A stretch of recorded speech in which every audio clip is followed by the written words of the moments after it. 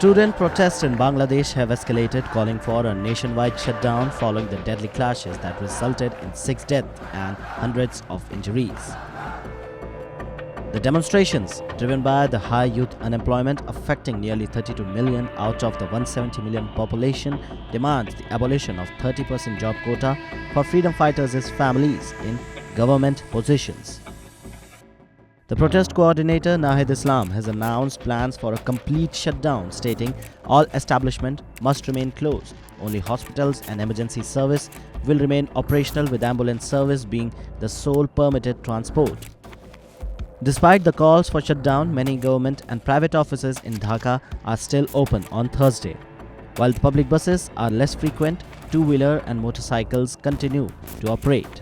Authorities have indefinitely closed all universities and deployed riot police and the border guard forces to maintain order on campuses.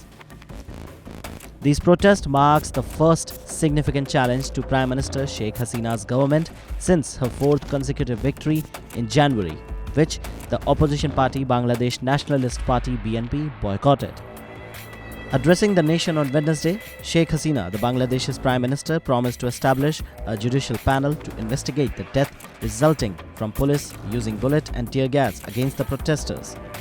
She also noted that on 7th of August, the Supreme Court will hear the government's appeal against the High Court verdict ordering the reinstatement of the 30% quota. Hasina urged students to wait for the verdict patiently.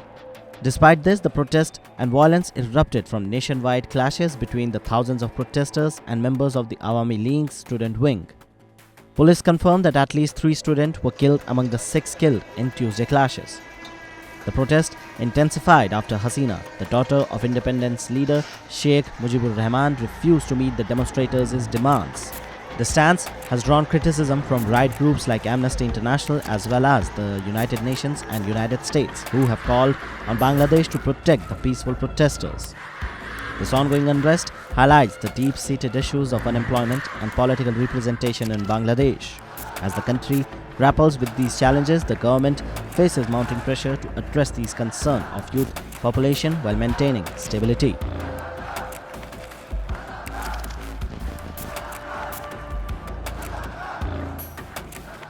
Don't miss out.